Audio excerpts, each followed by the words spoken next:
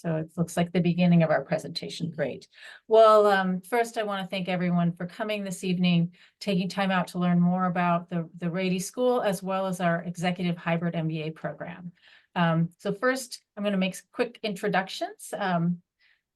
Move forward. So I'm going to introduce myself, although I'm in the middle of the picture here. My name is Kristina Cook. I'm an Associate Director of Graduate Admissions, and I deal mostly with the Executive MBA program. So I'm in the right place. To my left in the picture is Jon Masciana. He is our Assistant Dean for all graduate programs here at Rady, of which we have 7 programs.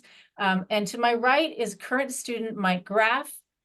He is a retired lieutenant colonel for the United States Space Force. And basically right now he's a tech executive. So he is joining us to be able to answer your questions that I cannot answer, nor can Jon, because he is actually in these classes. The first year we have a hybrid program, and he's open for questions, and I'll ask him to interject as we go along, but please feel free to ask him questions either by just taking yourself off mute, raising your digital hand, or submitting something in the chat. So we'll get started. Actually, you know what? I'm going to ask Mike to say a little bit more about himself before we get started. Oh, thank you, Kristina. Good evening, everyone. Mike Graff, as described here on screen. I was in the military for around 21 years. 19 years of that was in the Air Force, and about 2.5 years in the Space Force. I finished up as the National Director of Recruiting for the Space Force when it was established. I immediately went to work right after I retired from the military, and I was working for a small tech startup, kind of on a career pause from that right now. But really, my own background was coming from the military. We have a different way of doing things. I won't say that it's because I was heavy-handed or anything like that, but I definitely didn't know the language of business, and this is the pivot I wanted to make into in my life, my next career. This program was exactly what I was looking for. We're going to get into that a little bit further, and I'll jump in exactly what my thinking was when I was attracted to this program. But definitely ask questions. We're here to field your questions and make sure you understand what you would be getting into when you come here. So thank you. Thank you, Mike. Appreciate that. Hopefully everyone heard him okay. So first, in addition to introductions, I always like to go through our agenda so you know what's on tap this evening.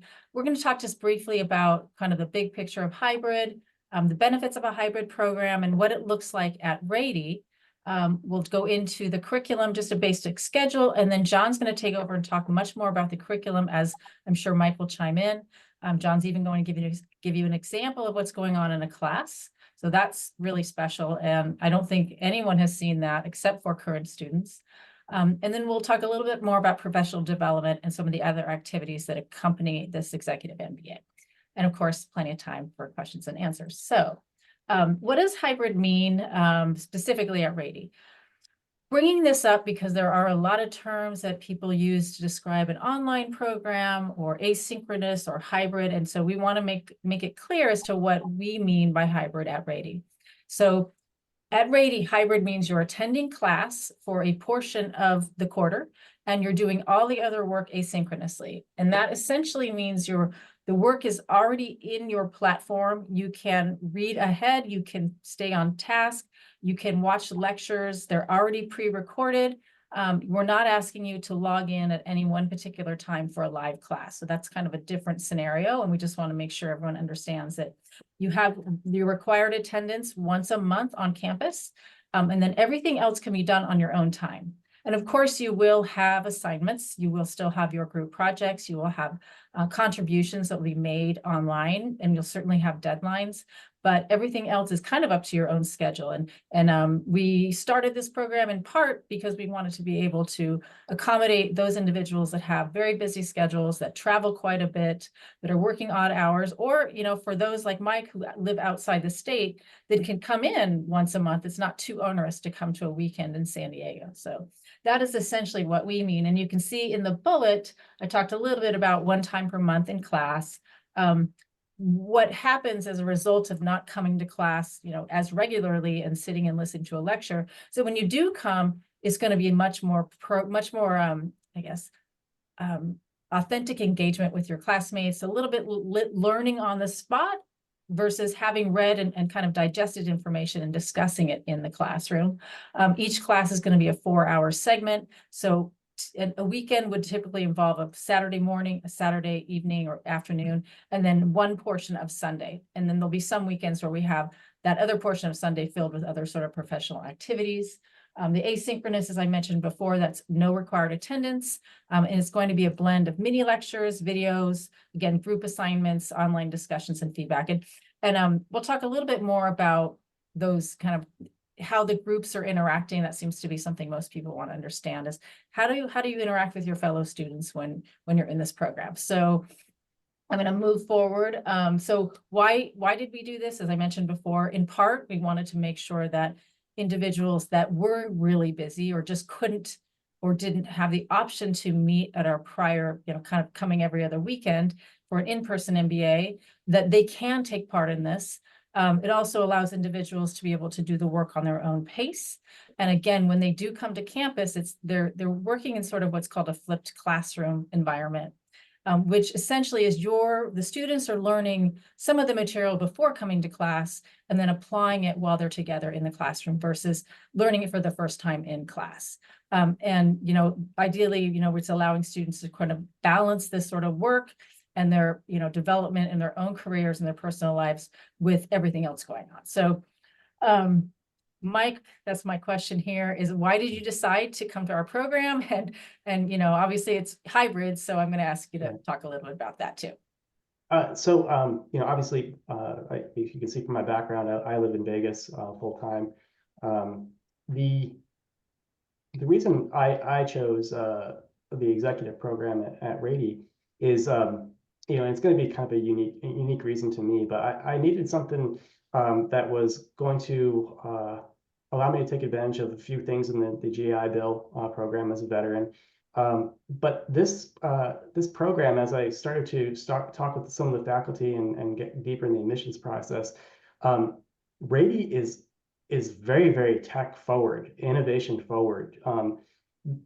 The courses are very agile. This is a school that has realized that technology and innovation is absolutely speeding up, and we need to be prepared, and we can't just stay on old courses. So the school really has created a much more agile, responsive curriculum, and the reputation of the school is fantastic as well. As I got involved with my class a bit more, I also noticed that the selection process, we weren't so much selected as this cohort was curated.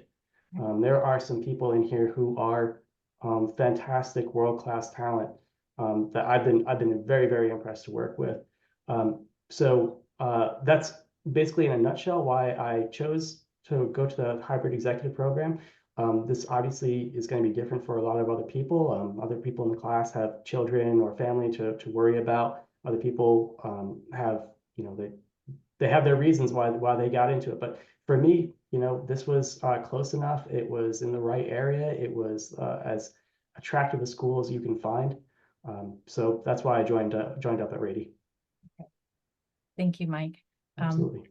I'm going to briefly, so in addition to Mike, and just so you know, Mike is, of course, world-class talent. We're very lucky to have him in the program. Unpaid by the school. I'm not being paid by the school, by the way. Yeah, but you're going to buy me a beer later. Okay. Yeah, clearly, as you can tell, retired lieutenant colonel at a very young age with the United States Space Force, which is something that most people know very little about because it's so secret. He is, one of those with world-class talent. And again, we're very lucky to have him in the program and also lucky to have him here. But other students that came to join Mike, you can see a little bit about them. We have 18 industries are represented. On average, the students have about 16 years of work experience. And we're very, very happy that we have 40% female. That is typically above the national average for women in MBA programs. And we have 8 countries represented. And we have 4 states. So we have Maryland, Texas, Nevada, and I should say I guess those are maybe I'm missing one, but we We also have have two people from one state.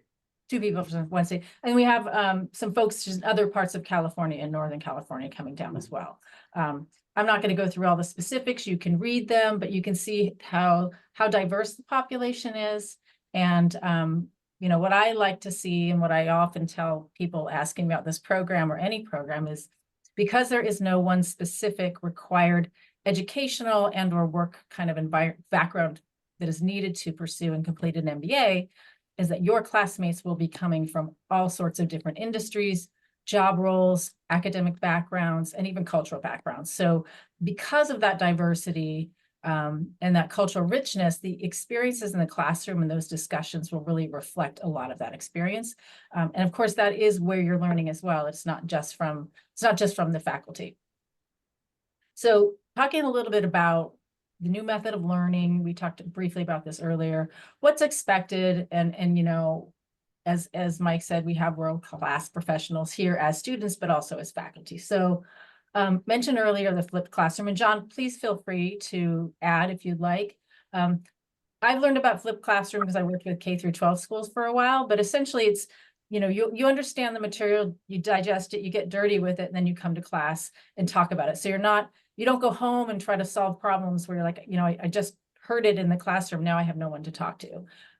Faculty have already designed shorter bits of their lecture, so you're not sitting and listening to like a 3-hour lecture recorded, because that's almost impossible. But they, you know, so as a result of the different learning methods and different pedagogy that is required for a hybrid program, the students are learning, you know, in that way. So it's not a regular class that's just been put in a hybrid mode. The learning and the breakup of the classroom is very different. The expectations, of course, are the same. Our faculty expect very high work output. We expect the teamwork for all of the student groups and students in general. And even though you aren't in class all the time, there will be a very high level of accountability that is expected. And you'll be graded on that, as well as your participation when you're not in the classroom. And, you know, I'm going to let Jon talk a little bit about how the chunking of classes and how they work together. And then Mike can comment on how some of the classes actually, for example, we have 3 classes in the first quarter. They're building off of each other as they move throughout the quarter. So Jon, do you want to go ahead? I think, Mike, you sent an email earlier today. You said it best. I had no idea. I sent you an email back. I had no idea. If you could describe, like 403 and 405, Mike is taking quant and managerial econ this quarter. These are the first 2 classes. And I would love to hear, Mike, how they build off of each other, because you just mentioned that earlier today. Right. So thank you, Jon. There's actually quite a bit of synergy that goes on between the classes. So you take 3 classes to start when you get here. You're in 403, which is the quantitative analysis, 405 managerial economics, and there's also 406, which is our leadership course. The 403 is the data analysis. You start out with stats. You start out with, and you start doing quite a bit of study, but you're using a tool called Radiant that was developed locally, and this is kind of a visual interface, graphic user interface for R code, if you've ever worked with that. We are not doing so much in the way of coding as we are just working with this tool to, you know, so we're not spending that much time trying to figure out how to code in R. But in managerial economics, you really start out, you take a look at, when you see all these, you know, these cost curves, supply curves, you start looking at demand curves.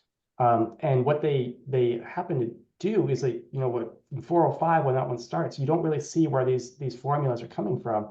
But in data analysis, as we move along and you get towards regression, you start seeing where companies would be using regression analysis to develop all these formulas for use in the economics decisions. So they are starting to really synergize now. You did have to learn them separately and have faith that, okay, these formulas are coming from somewhere. But, you know, we're only, I think we just hit week 7. By week 5, you should start seeing the synergy in the courses. Quite a bit of building on it. I come from an engineering background. You know, my undergraduate, I was getting hammered in calculus all the time, but it was mostly because I didn't understand the application. I finally got my A's later on, and I finally saw the application of math. Now we're starting to see this move along, you know, kind of neck and neck, and really starting to figure out why exactly we do certain things in these courses. So I've been enjoying that quite a bit. Thank you. Yeah. 100% something that no one else is going to be able to tell you. So thanks, Mike. The curriculum, we mentioned this before, so I'm going to show you a sample curriculum, but it's important to note that if, as an executive student, you will take all of your core classes in the hybrid mode. And the core classes are essentially sort of the fundamental kind of basis that you build upon to complete your MBA. So you'll take a class, in example, finance, accounting, marketing. We'll go through them. But you take all of those core classes with your hybrid group, in part because we actually put you into study groups. And these are also curated study groups. And we try to balance them not only personality-wise, but we try to enable individuals to reach their own goals through that group, as well as balancing the skill set. And so, those are all in person, but your electives, and we'll talk about that later, you can take your electives and continue to take them in hybrid and come once a month to class, or you can take some in the evening with our Flex Evening MBA program at night. So it's up to you how you want to parse those out. You might do a few one quarter and change the other. It's the benefit of that is that you are able to probably have a larger selection of electives to choose from at any one particular time. And you will also have a chance to meet other students that we might be taking classes in the evening. Of course, they will try to get into the hybrid classes as well, high priority courses, but all execs have priority there. So just to let you know, but so you have that option with the flexibility. These are, going to be customized to C-level executives and dealing with, high-level management decisions. As Mike said, you're learning R, but you're not necessarily learning a lot of the coding. The expectation is that you will be working with folks that can do a lot of that for you, but it's very important to understand how it works and why.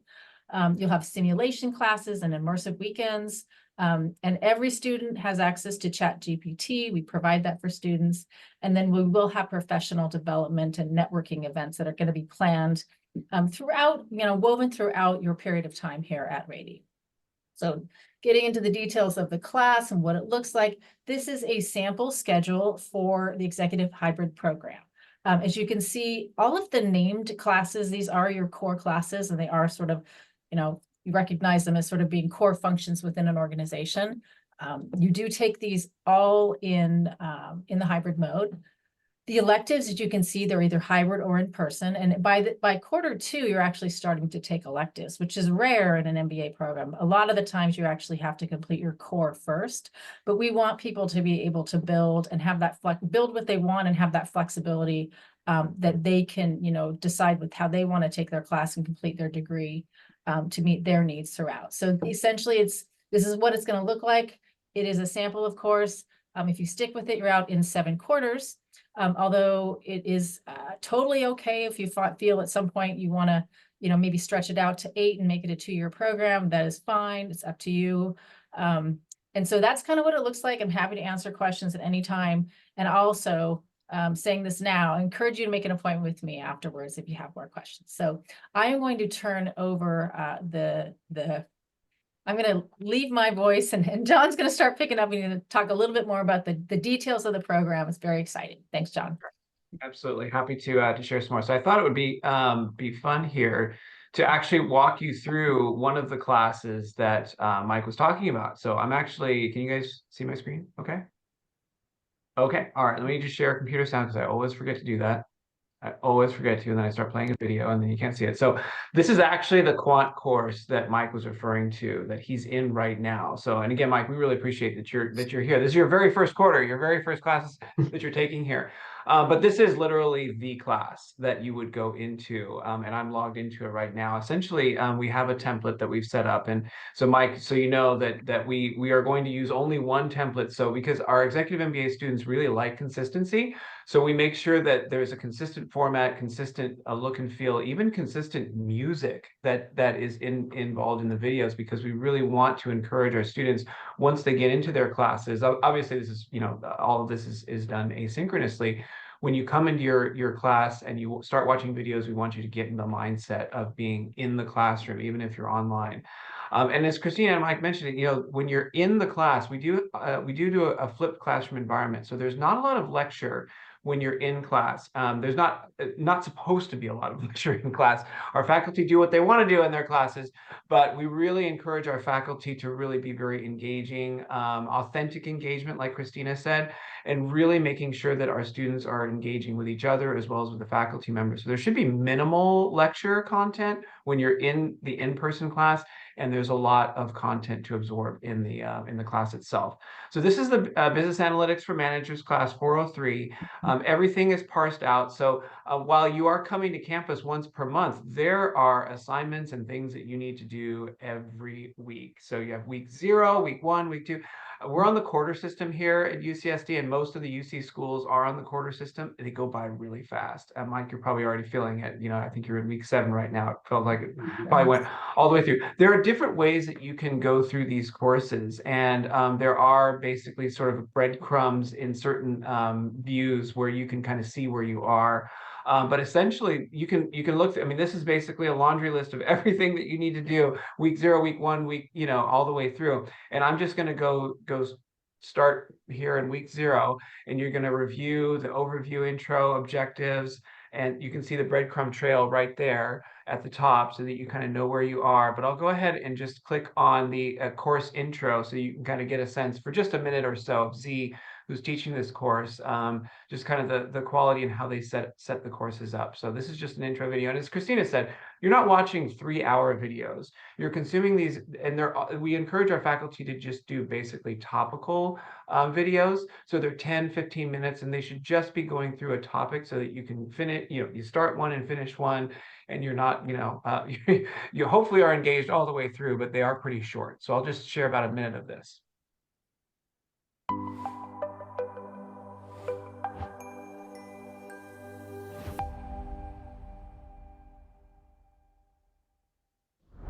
Hello, welcome to the first video for MGT 403.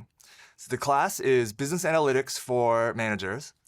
And I want to start this course introduction. Let's go ahead and just jump right in. And I want to talk about some high-level ideas about why quantitative business analysis is important, and specifically, why is this a core class that's a part of our Rady curriculum. So key concept is that data is everywhere.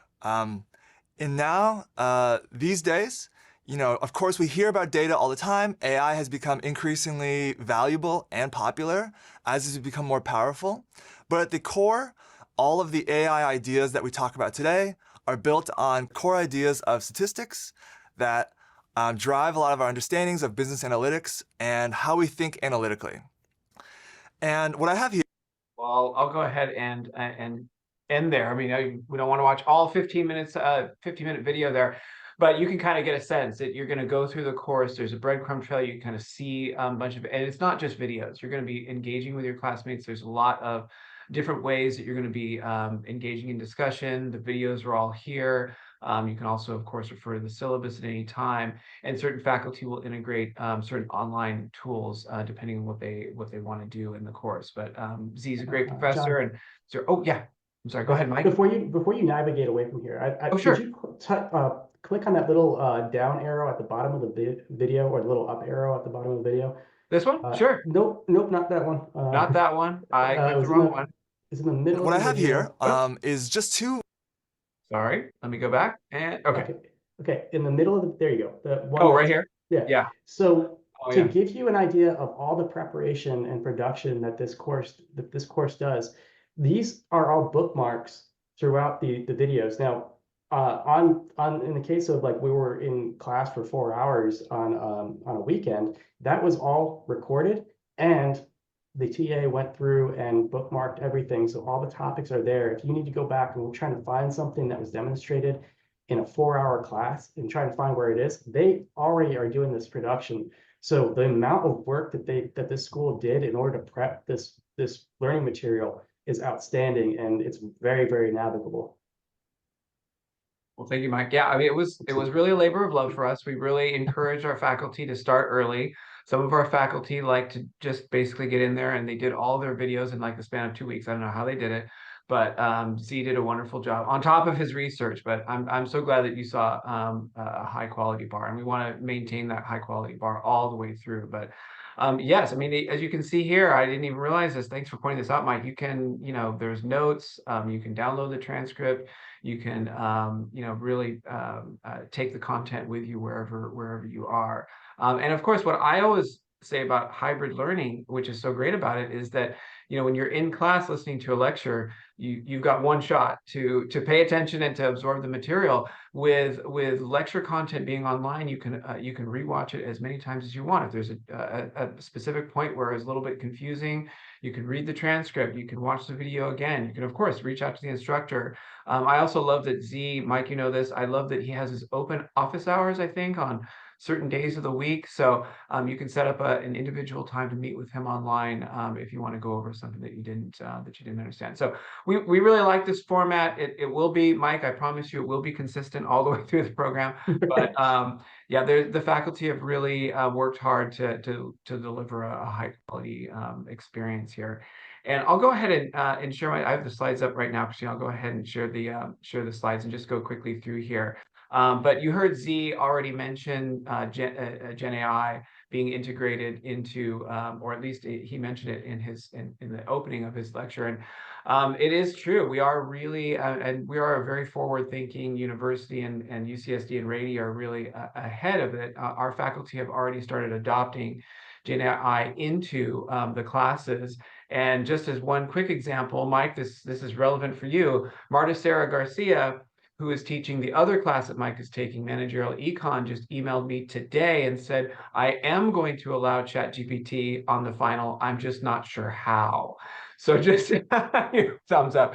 So, I mean, really, our faculty are absolutely willing to adopt Gen AI. They want you to use it. Of course, with our executive MBAs, you're going to be moving forward and utilizing technology. You may not, as you may not need to know R and Python in detail, but you do need to know how, and you need to know Gen AI and where things are going. But really, it's about assessing and making sure that you're utilizing, understanding the technology and leveraging it effectively.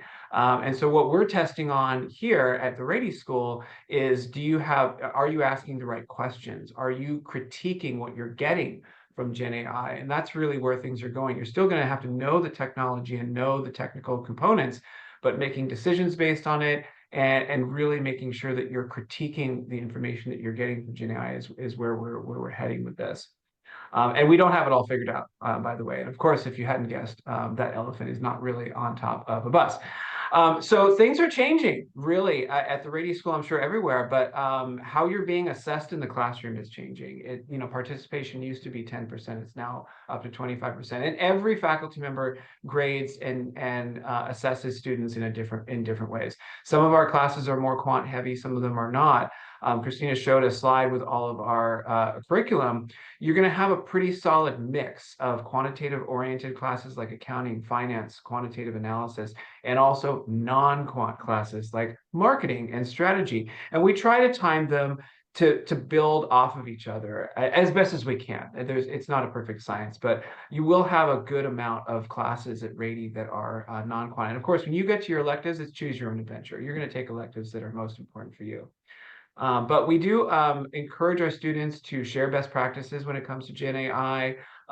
You're all part of a learning environment. Kristina says that the teams, they are absolutely curated. Kristina does it herself. She puts together the teams in a very thoughtful manner. So you're going to be doing a lot of teamwork, and you're really going to be leveraging your teammates for help on assignments and also best practices for Gen AI.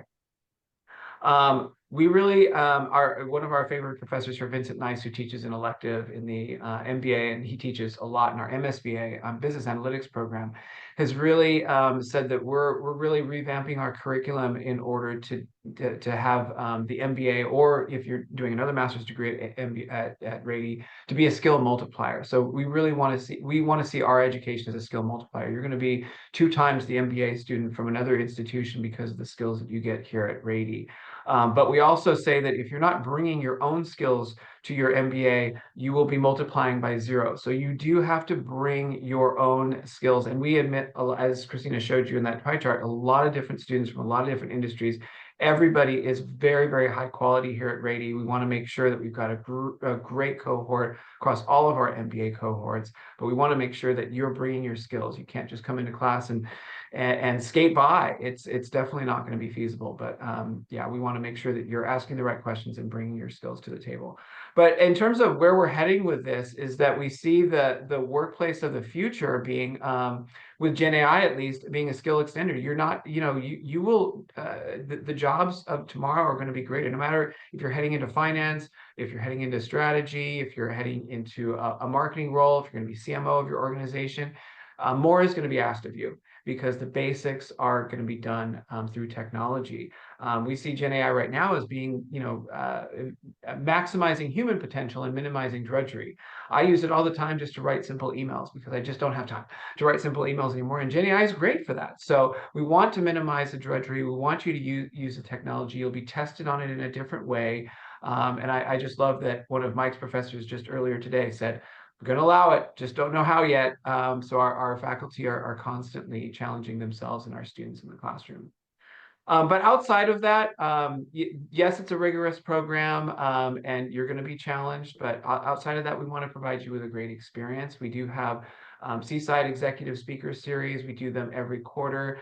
Just last week, we had, his name was Stuart Wiseman. Stuart Wiseman. All the shoelace. Anybody that likes good shoes might know him. Yes, famous shoemaker. He did.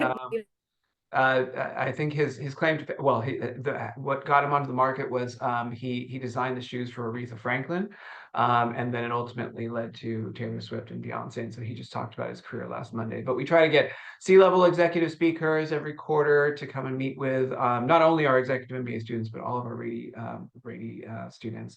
We do happy hours and mixers. Our executive MBAs, we've just got a rhythm down where it's the first Saturday of every quarter. We've got a happy hour mixer, and those are becoming so well known that our other students are coming to them, because they know every first Saturday of an executive MBA weekend, there's a happy hour.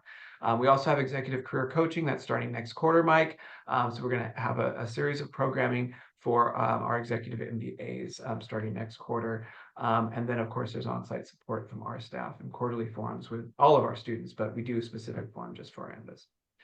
And as far as the schedule, this is the schedule that Mike is going through right now, fall, winter, and spring. There's 3, so you're coming to campus 3 weekends per quarter, and it's basically once a month.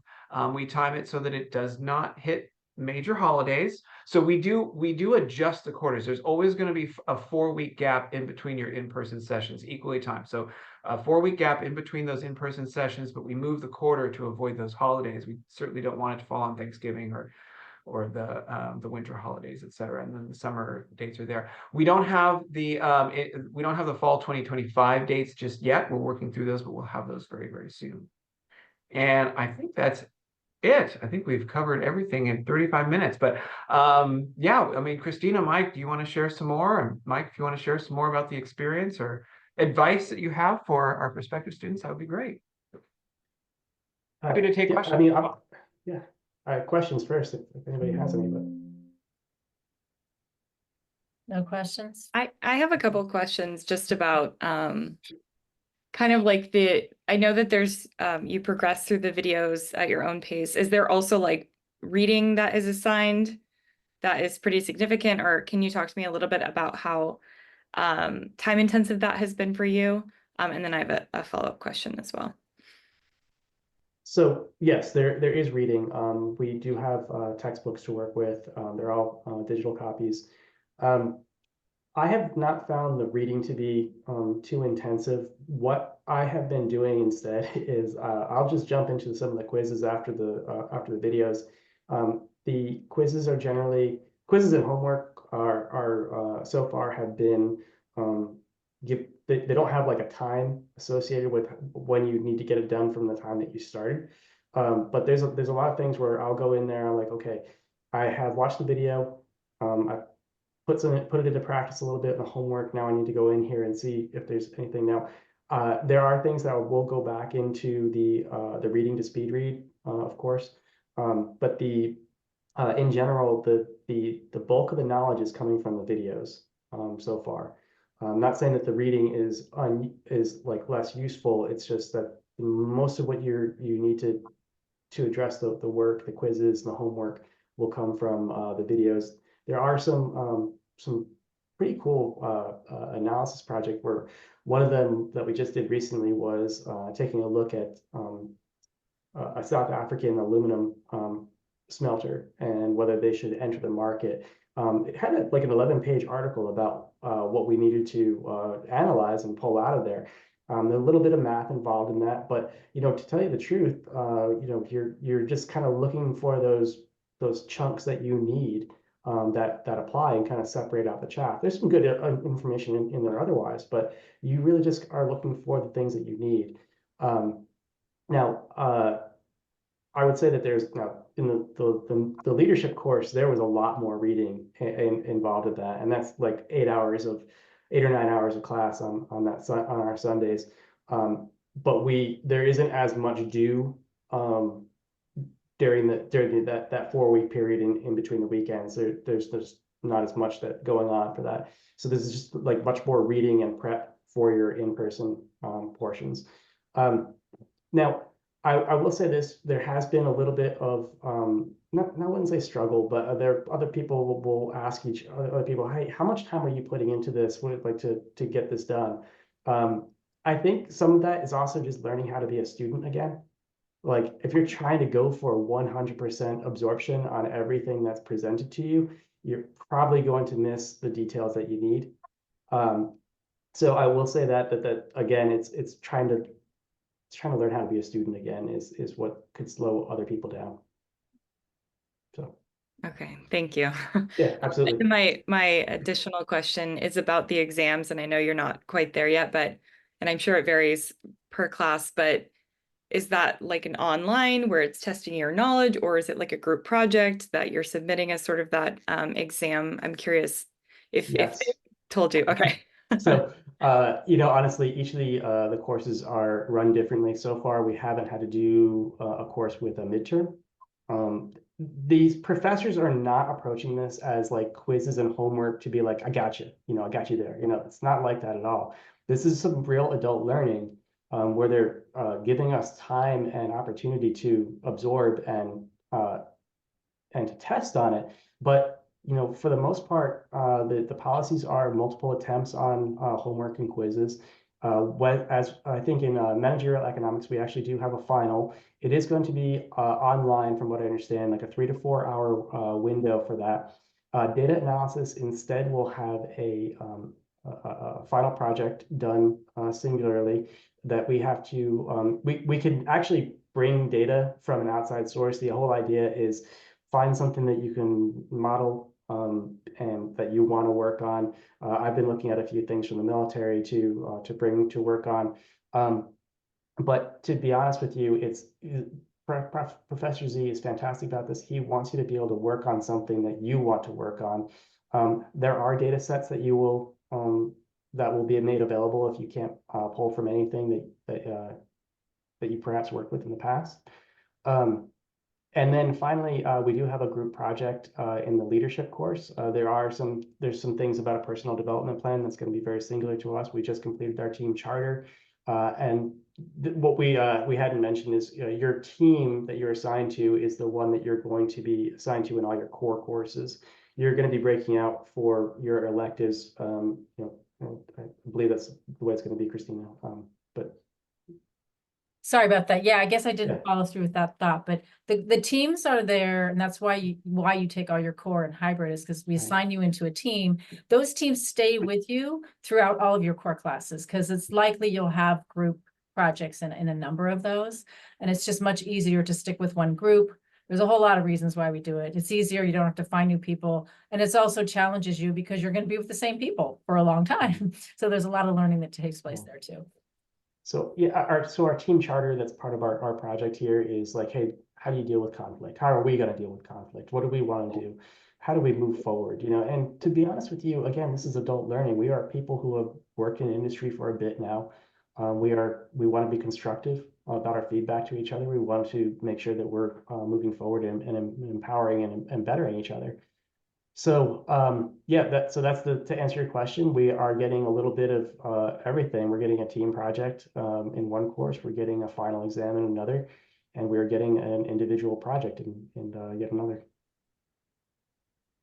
I'll just add to that we are encouraging our faculty, if they are doing an exam, and Marta just changed her mind, she wants to do an exam, so we're going to support her, and we'll do it an online proctored version. We encourage our faculty not to do exams when you're on campus in person, because that time is super important. So we're steering our faculty to make sure that the exams are online, and if they need to be proctored, we'll have a proctoring solution available. But we just want to make sure that we preserve as much as possible the in-person weekends for engaging, authentic engagement, and really making sure that you maximize the time with your classmates.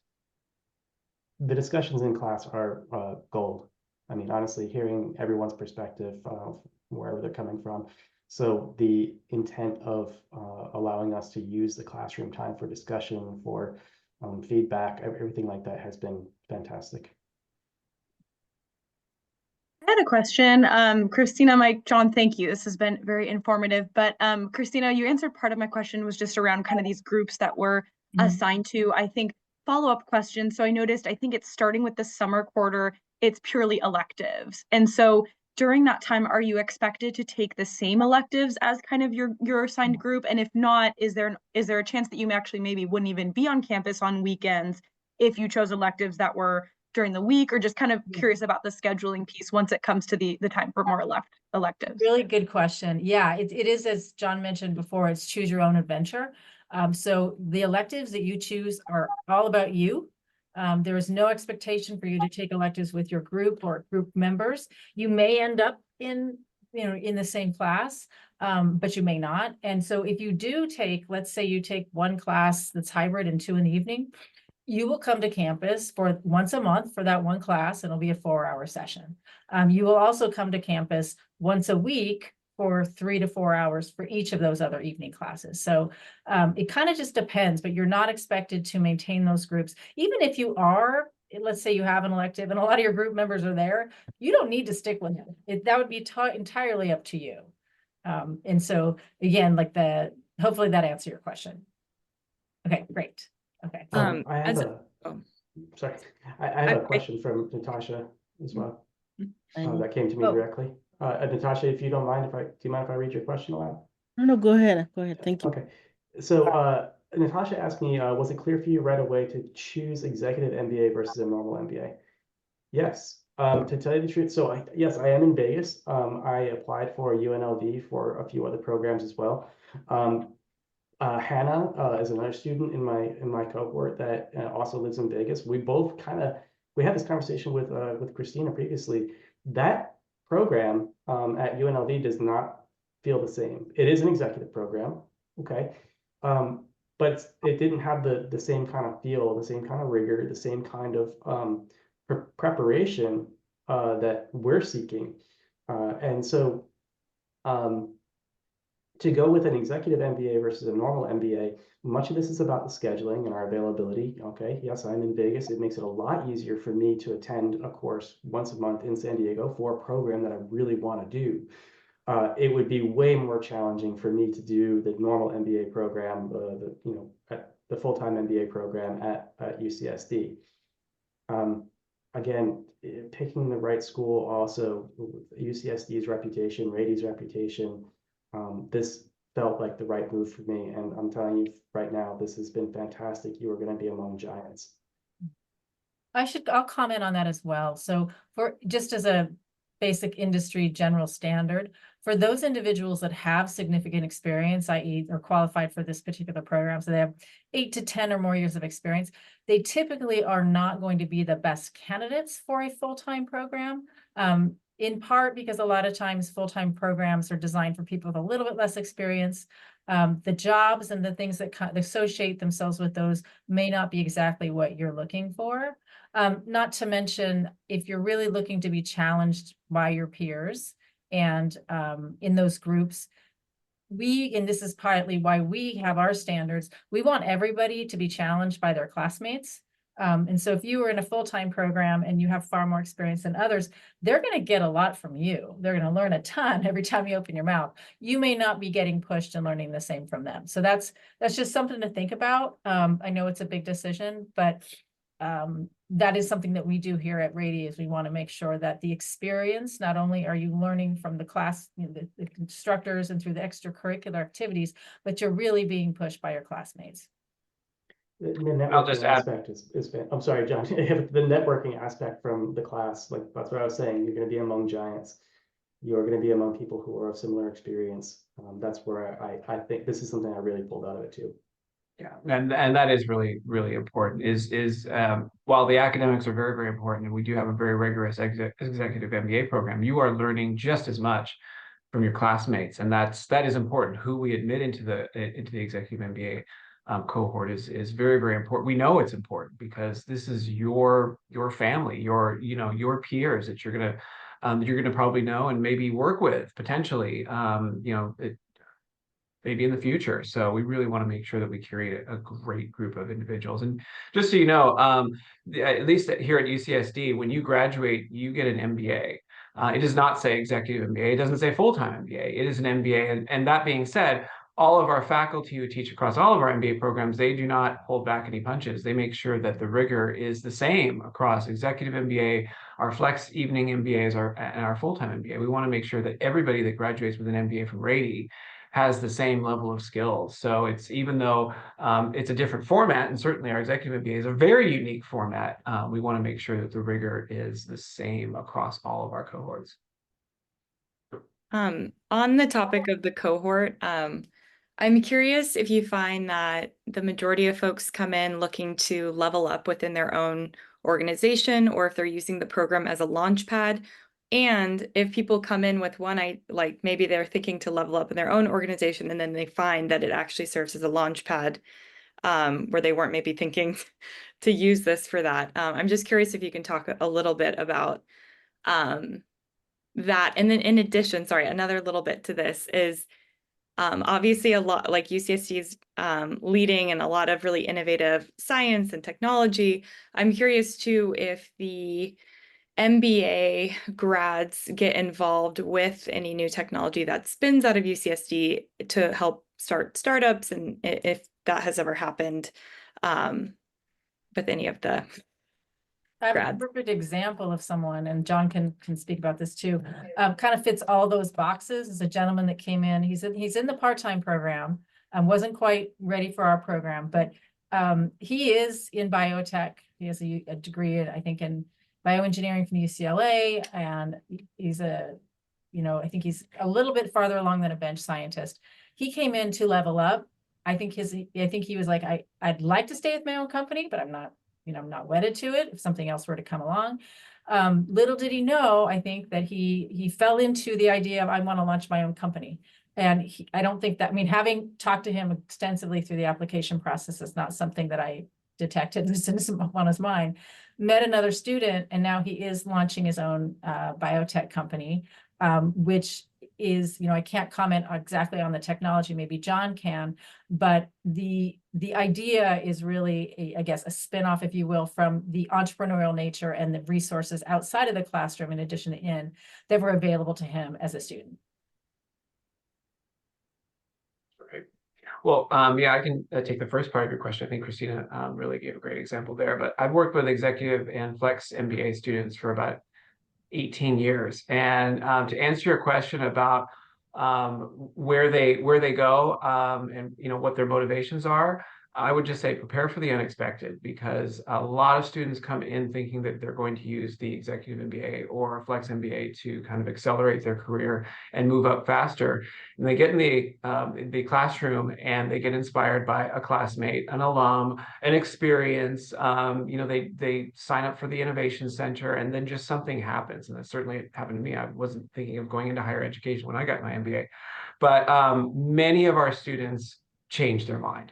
when they start going through the MBA curriculum, and they just have an experience, no matter what it is. And either way, some people come into the program and go, I'm going to be an entrepreneur. I'm absolutely going to be an entrepreneur. I've got an idea. I'm going to take it to market. I've seen that this happen where they go through the process and they get really involved and they go, too risky. I'm not going to do it anymore. I really like my job. So it really happens both ways, that people think they might want to accelerate and end up taking an idea and making it into a new venture, and then others may think that they want to pursue something outside of their job and really, take a concept to the next level, and then decide, you know what, no, I'm going to work with my classmate because he's got a great job over there. So it just depends. But we do see a lot of students change from when they start the program to when they finish. I have a question for Mike, if that's okay. Mike, can you it sounds like you're working full time. Oh, you're not? Okay. I was just Okay. kind of, if you're working full time or what your work Yeah. schedule looks like, give us a snapshot of what your week looks like with like asynchronous learning and working, and like how you're kind of balancing that. Okay, so I'm actually not working full time right now at all. Actually, I decided to take this program on. If you know any veterans, the GI Bill is a blessing, and this enabled a few things for me to take on. So, being retired and old, I have a few options, but for the most part, the cohort mates that are working pretty hard, they're spending, I don't know, maybe 1 to 2 hours in the evenings. There's always those calls that come in like, hey, is anybody working on this right now? They're, for the most part, people I believe are balancing their work life in school pretty well. I wish I could give you more of a response, but I haven't heard a whole lot of complaints that this is like unbelievable, impossible to balance. The sessions, like the TA sessions, are not just during the day, but usually in the late afternoon, in the evening, so that we can meet up with them. There's opportunities with the professors as well to go back through what exactly they went over. There's opportunities to take a look at homework, but for the most part, people like myself, this cohort, by the way, loves each other. We're fantastic. We're happy to jump online and start going through like an area where we're stuck on something and just talk through it until we get the procedure right. Honestly, it happened multiple times this weekend. A lot of us are just kind of like, yeah, happy to jump on because we're trying to lift each other up. So while work and life will be a challenge when you're taking on school at the same time, I just know that if you develop the right sorts of relationship in your cohort, they're going to be there to support you. So I know we are over, and really appreciate everyone that stayed. If you have questions, I will certainly stay on and answer those. If you are ready to go, please. I know there are other things to be paying attention to this evening. You will not, so it's up to you. I do want to mention real quickly, just as Mike was mentioning, how his classmates really care about each other, and even at this early rate, one thing that we started to do recently is I'm actually starting to look for characteristics of applicants that I deem that will demonstrate to me that they will be engaged students, but also alums. It is very important for our alums to be involved, to stay close. They already do. We have one alum of 2 years ago. He was very vocal about some things he'd like to see happen in the exec program. Spoke up. We made them happen. He's now on our alumni board, very influential. And that is the kind of culture we're trying to create, which is why we're bringing in the best and brightest, like Mike. And part of the affinity is because the experience they have with their own classmates is so rich. Not everyone is going to have the best experience their entire life. It's going to be difficult for some and hard, just the nature of the classwork. But we really are, and it's very important to me when I craft this class, and the best I can do is to bring in people that I feel will make a mark, not only here, but in society, but also be able to carry that Rady name forward into their own careers and help those coming behind them.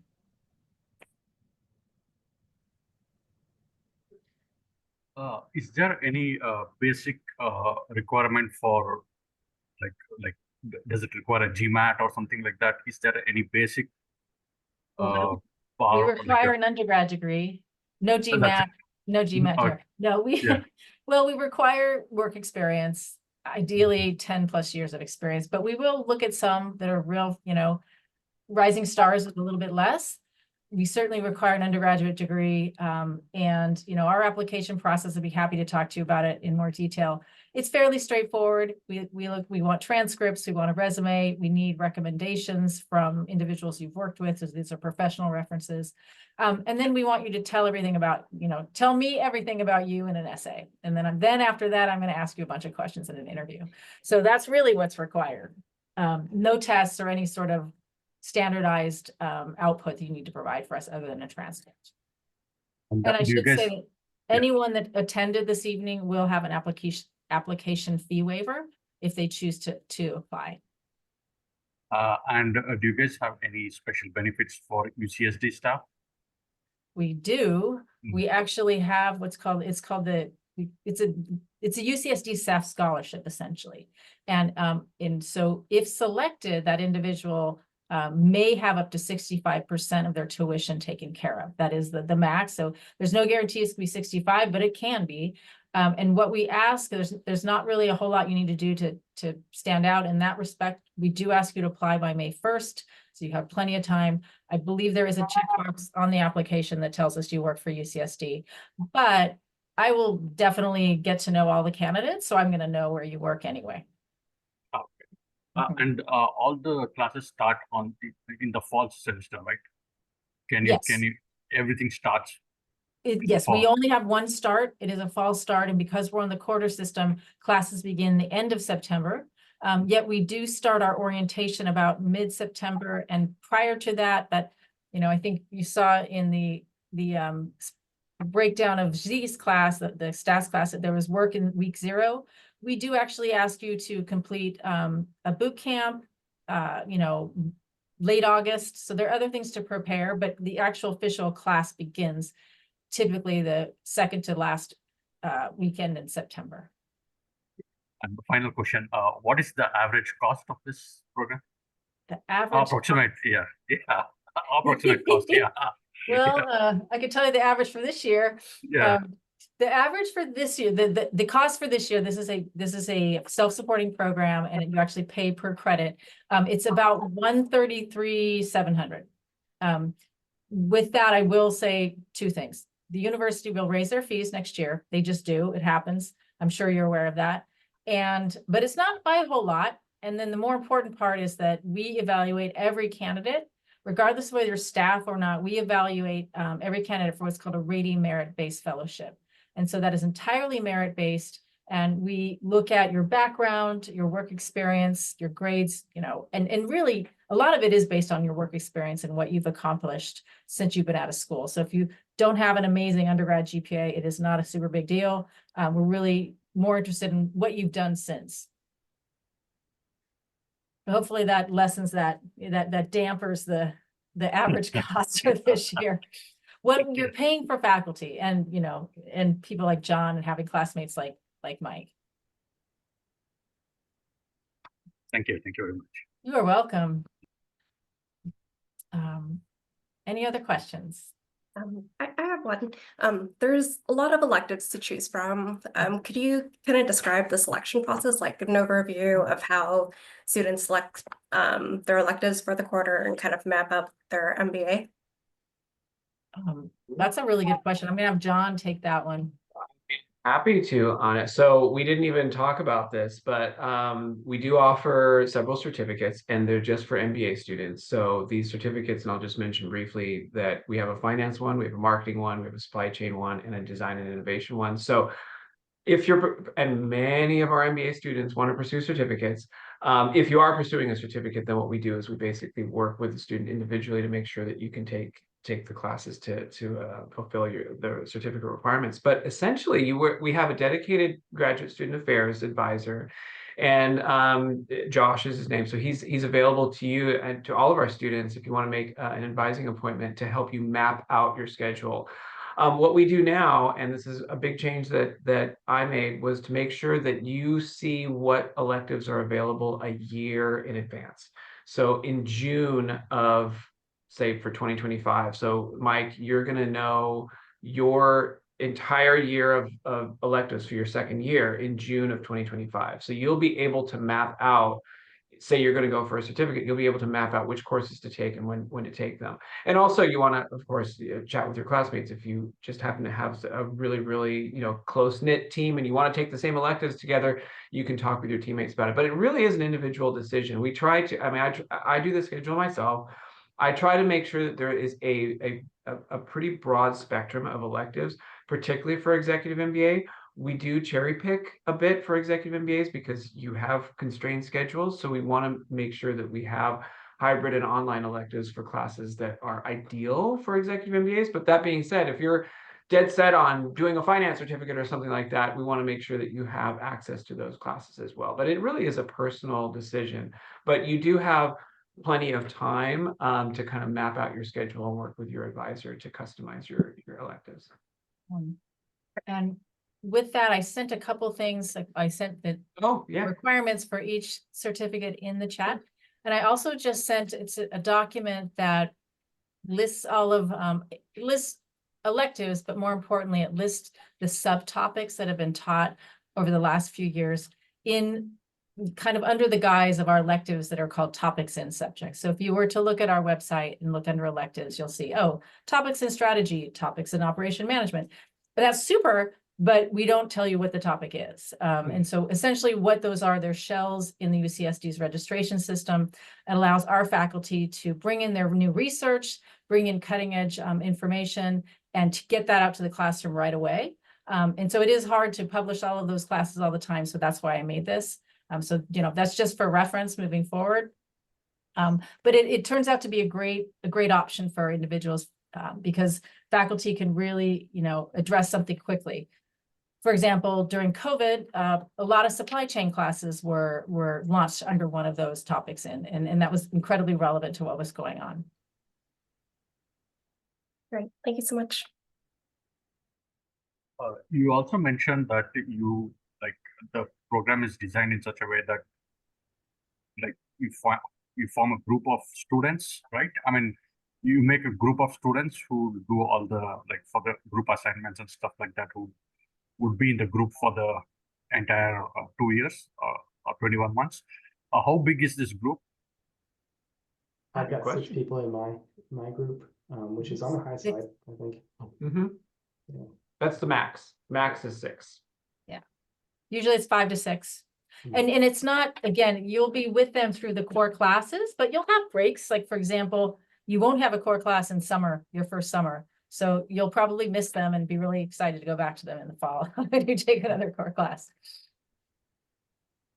There's definitely an opportunity to meet other students. A lot of our students are the cohort mates. A lot of them are coming from biotechnology, and those of us who are going a different route, we're just probably not going to be the same electives.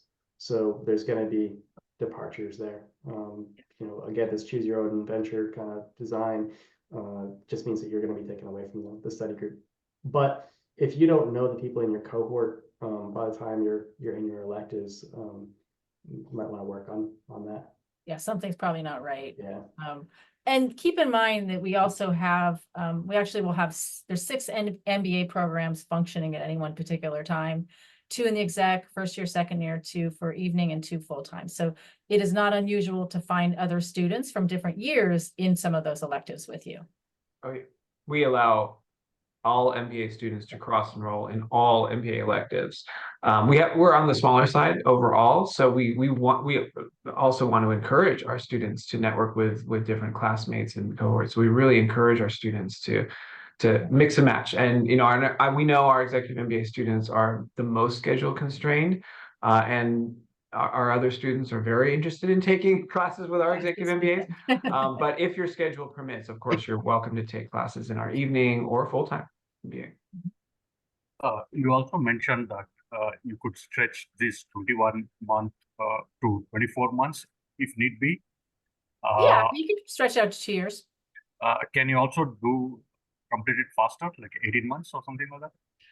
You could, if you wanted to get out in six quarters instead of 7, you could. I will probably share that it isn't going to be let's put it, I'm trying to be funny, but it's not working. I think it would be rather difficult. Okay, yeah. But I know people have, I know people have completed degrees in a shorter time than kind of traditionally proposed. So it's up to you, but it will be a challenge. The full-time students take about 16 credits a quarter and they're not working at all. And they're very, very busy. So, but it can be done. Okay. All right. Well, I want to be mindful of my colleagues' time. So if anyone needs to run, Mike or John, if you need to go, I'm happy to stay and answer questions. If there are, Rajan, do you have another question? Yes, one final question. Yeah. What is the, when is the, like, when should somebody who's in, like, suppose I'm interested in the fall 2025, when should I start contacting you, or when should I start thinking of the application? When is the start now? We actually had our first deadline, October 31st. Okay. So we are actively, speaking to students, reviewing files. So anytime, you're certainly not late at all. But, you have time. We basically treat it on a rolling basis, from now moving forward. Yeah. And so feel free to meet with me. I think somewhere in the presentation, I'm not sure we're still sharing.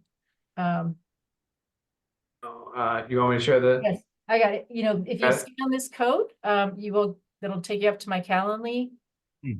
Okay. So you can make an appointment if you'd like. You can certainly contact me, or you can also find the website, and I have a schedule on there to make an appointment as well. But I encourage people that have not, that do want to get a little more detailed information, to reach out. And Rajan, you said you work at UCSD, so there is a deadline for the staff scholarship. It's May 1st. So your deadline is May 1st. Yeah. May 1st. That is May 1st of. Thanks, John. Like 3 months prior, right? That's obviously. Yeah. Yeah. 3 or 4. That's good. You can do that, right? That's enough time. Plenty of time. Yeah, Plenty of time. Yeah. And if I could, my own experience in this process, I kind of got, I think I was in the 5th round, maybe, Kristina. You were in the summer, closer to the. Kristina's team has been so responsive.